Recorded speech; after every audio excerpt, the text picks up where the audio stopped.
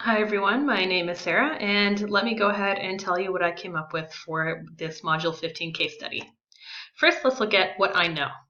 Well, I know that Truman Elementary School has grades K through 8. It's located in a suburb outside of a medium-sized Midwestern city. It's the largest school in the district by student population. 15% of students at this school qualify for free or reduced lunch. 5% of students are English language learners, with Spanish being the most common first language among these students. And the principal is new to the school, but not to the district. Next, what do I know about the reading instruction? First, I know that students are underperforming in reading. I know that the standardized test scores in reading are lower than the standardized math scores. I know that the students are losing ground as a cohort as they move through the school and move grade to grade with their reading. I know that parents are dissatisfied with the reading instruction. I know that teachers are using the basal reading program and following the curriculum. And based on the reading supervisor's report, I know that teachers are generally giving unvaried direct instruction. There's no phonics or phonemic awareness instruction, no instructional differentiation, no differentiation during small group time, very rare explicit instruction on reading strategies in general, that reading and writing are not integrated, and there's only 1 hour of language arts learning per day. The supervisor also indicated that the reading instruction at the school is not aligned with research regarding what is effective reading instruction. What do I know about the school community and stakeholders? Again, I know parents are dissatisfied.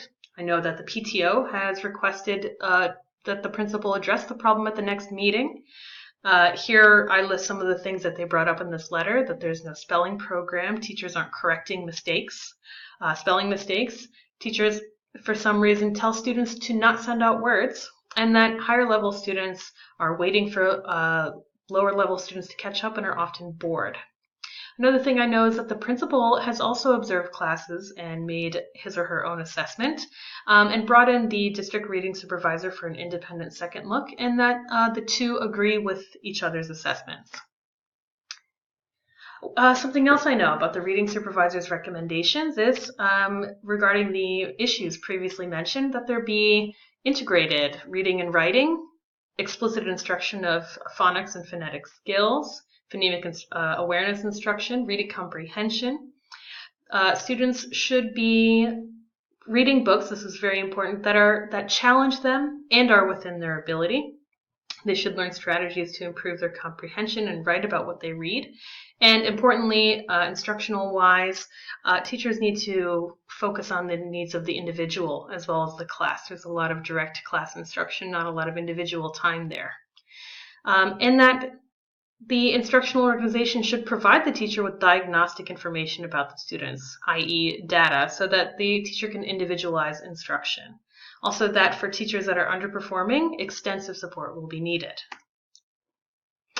I also know about the grant. I know that it's been made to schools serving students K through 4, that they're really focusing in on schools where there are a demonstrated gap in student performance and in high areas of high poverty.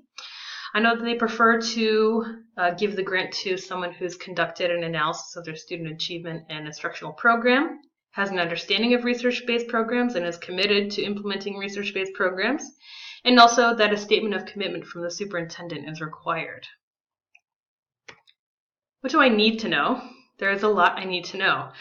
So here I need to know, what is the specific reading curriculum? How long has this curriculum been in use? What was done before the implementation of this curriculum? And were the results before this curriculum was used better or worse? Have things gotten better or have they gotten worse? Which would hopefully help me to answer the question, is the curriculum the problem? And if it is not the problem, then of course that would point to other issues. I want to know, is this curriculum mandated across the district? Are other schools using this curriculum? And as a follow-up to that, how does this school compare to other schools in the district regarding reading scores? Are other schools doing better in math than they are in reading? I wonder how long this has been a problem for. Obviously from the data we see it's been for at least the last 2 to 3 years. So I wonder what efforts have already been put forth and how successful or unsuccessful have they been. For the purposes of the grant, is the superintendent and the school community at large really committed to improving instruction? Thinking about how the school compares to others, is the school demographically comparable to other schools in the district?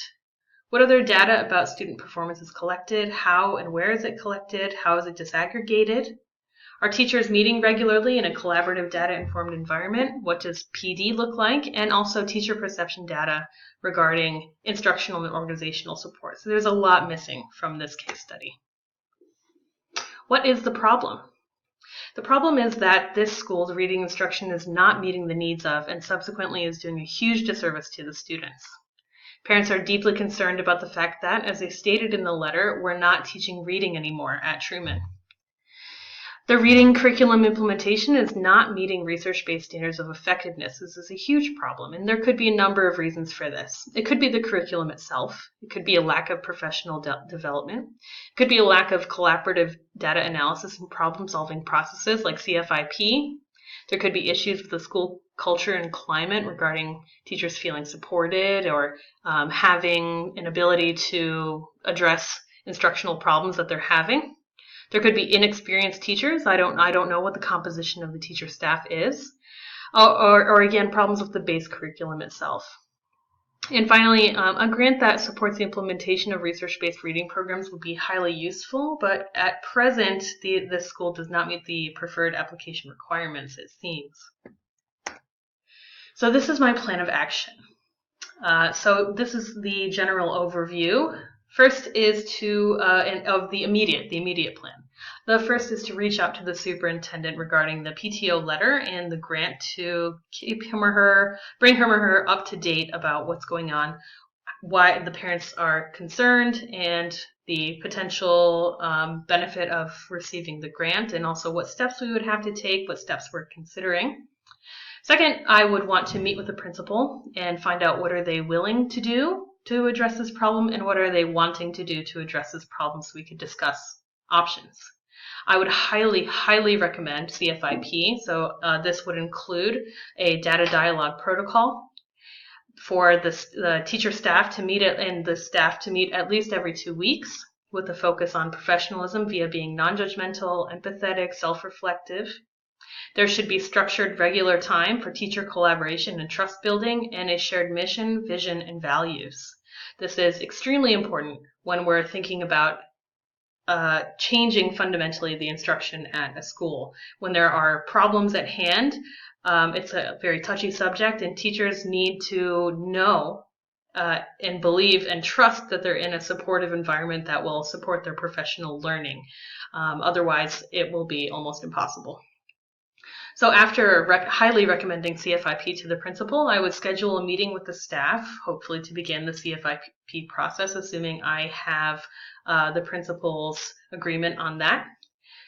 Next, I would need to collect data regarding the things I stated and what I need to know.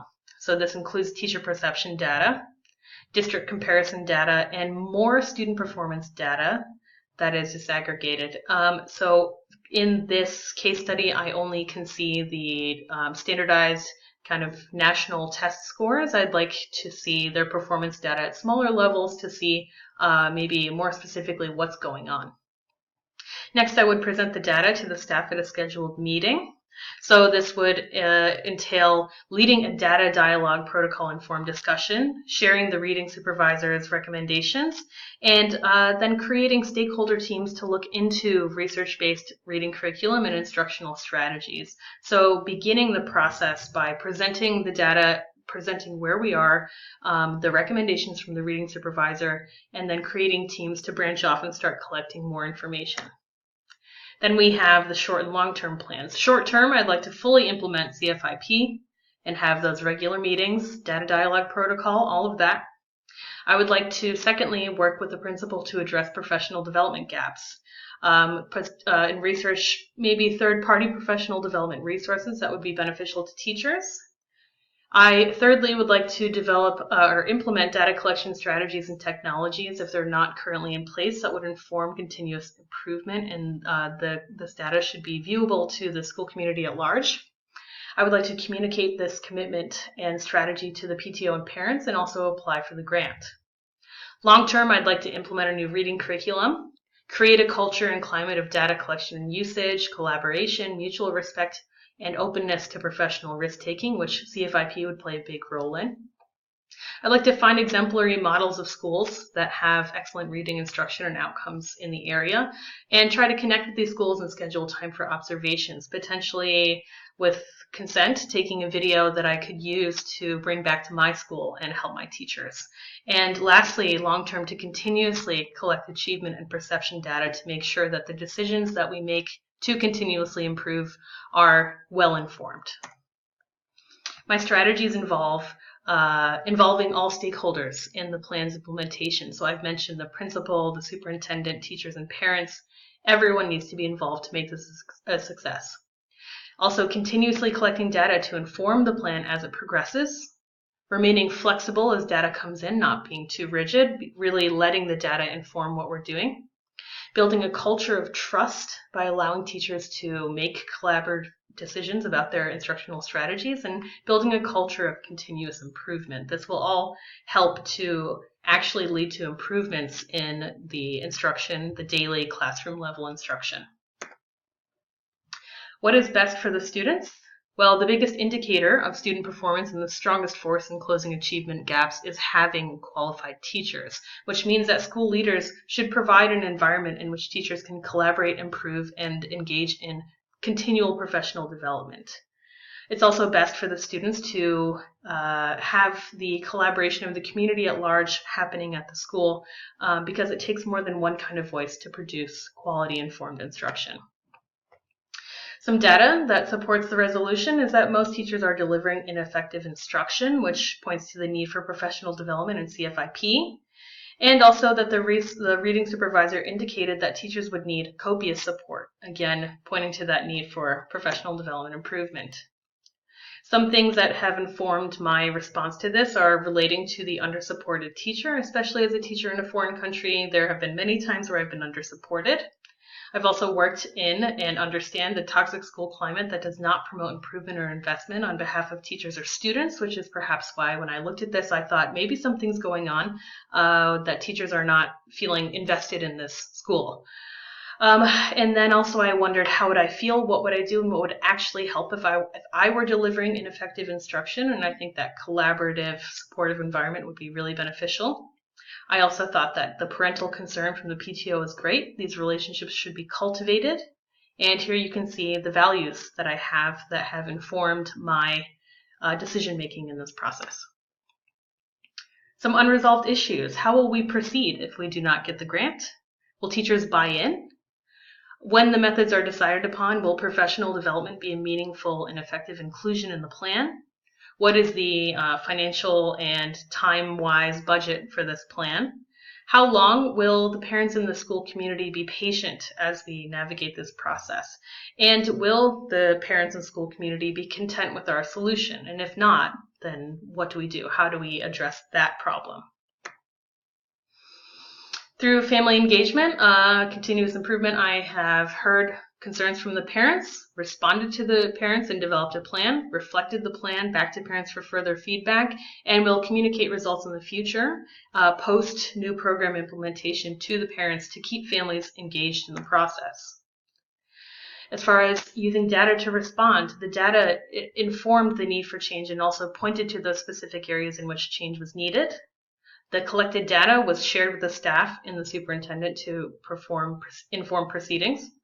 And the data will be collected continuously and used to communicate over the long term with this plan. As far as laws, policies, and regulations, I followed organizational protocol for addressing a problem, applied for the grant, which requires policy and political knowledge, and also am aware of public school accountability, that it is our job to serve students and to enable their success, which means it is our job to engage in these efforts. And finally, I responded immediately to the PTO. Parental engagement is a huge correlation with, has a huge correlation with student engagement and success.